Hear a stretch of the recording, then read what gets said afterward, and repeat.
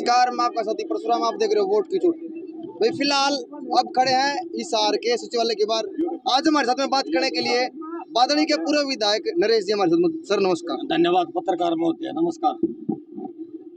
आज किसके बेस में आप सर नॉमिनेशन में शामिल हुए? देखिए, इंडियन नेशनल लोकदल पार्टी किसान मजदूर दलित वर्ग की पार्टी है और जननायक चौधरी देवीलाल की नीतियां, जब भी कोई भी पार्टी राष्ट्र स्तर पर चुनाव के समर में जाती है तो जो चौधरी देवीलाल की लोकहित की योजनाएं थी उन्हीं का नाम बदल के और जनता के बीच में जाते हैं कि हम ये करेंगे या उनको बढ़ा देंगे या उनका नाम बदल के लागू कर देंगे, लेकिन एजेंडा एक ही है।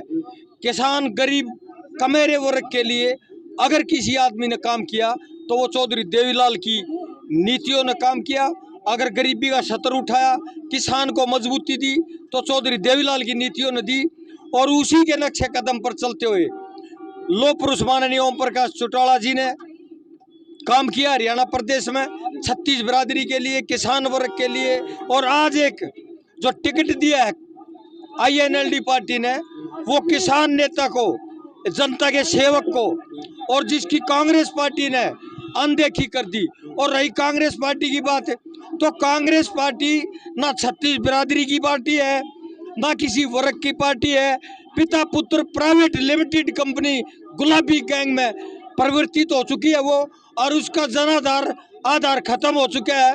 और 2024 में कांग्रेस नाम का जंतु हरियाणा प्रदेश में ही नहीं, हिंदुस्तान में नहीं पाया जाएगा। पहले तो जब कांग्रेस की सरकार थी तब भी आप कुछ नहीं बोल पा रहे थे, लेकिन अब भी नहीं बोल पा रहे थे। जब से जेपी का नाम उजागर हुआ है तब से कांग्रेस में बगावत हुई है, ऐसा पहले क्यों नहीं हुआ सर? नहीं, देखिए, जेपी भारी उम्मीदवार है और जेपी तो एक ऐसी प्रजाति का आदमी है कि जिस तरह ये मंडिया मगावड़े अंडे कर रहे कि कौन सी फट पर मुंह मार दे, तो वो ये कह रहा है ये INLD का जो उम्मीदवार है, INLD के पास उम्मीदवार नहीं था। तो मैं पूछना चाहता हूँ, कोई पार्टी ऐसी है जो जेपी ने ना बदली हो? जेपी कपड़ों की तरह पार्टी बदलता है और जिसमें होता है उसमें कभी पक्का नहीं होता है, लाइजनिंग की राजनीति करता है। और अगर पार्टी में इसमें है तो दूसरी पार्टियों से भी हाथ में लाए रहेगा। तो जेपी भारी उम्मीदवार है। आदमपुर के बेटे को टिकट दिया है, तो मैं ये पूछना चाहता हूँ कांग्रेस वाले नेताओं से, क्या एक भी आदमपुर की मां ने लाल पैदा नहीं किया जिसको आप टिकट थमा सके? आपने इंपोर्ट करना पड़ा उम्मीदवार को, आपने भारी उम्मीदवार को टिकट देकर आदमपुर का अपमान करने का काम किया कांग्रेस पार्टी को। और आने वाला समय बताएगा, कांग्रेस पार्टी को किसी भी सूरत में आदमपुर का मतदाता माफ नहीं करेगा किसी भी। कुलदीप बिश्नोई ने बीजेपी छोड़ी थी और ये कह के छोड़ी थी भाई ये पारिवारिक पार्टी है, ये हम इससे तंग आ चुके हैं, क्या वो बात सही थी? न कुलदीप भी बांदर की डाला गोरकी गालता अंडा, कदे इस डाल पर, कदे उस डाल पर, कदे उस डाल पर। तो जीतने वाली पार्टी तो INLD है।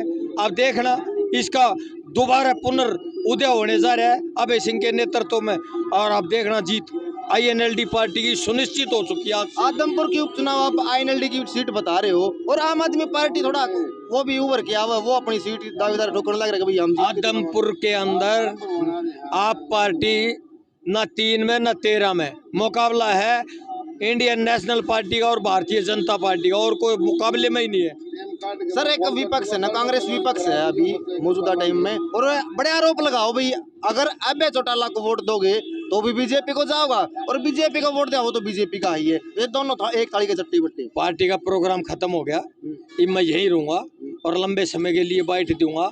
मैं बताना चाहूँगा कि जब सुभाष चंद्रा चुनाव लड़ता है राज्यसभा का, तो हुड्डा साहब ने कितने 100 करोड़ रुपए लिए कांग्रेस की पीठ में छुरा मारने के, और 12 वोट शाही प्रकरण हुआ के नहीं हुआ, वो अबे ने किया था या इसने किया था। अबे की 21 वोट थी, सोनिया गांधी ने समर्थन मांगा था और चौटाला साहब जेल के अंदर थे, लो पुरुष। उन्होंने आदेश दिए कि बेटा 21 की 21 वोट RK आनंद की डलवानी है, और कांग्रेस पार्टी का इनेलो का पहली बार साझा उम्मीदवार आया था।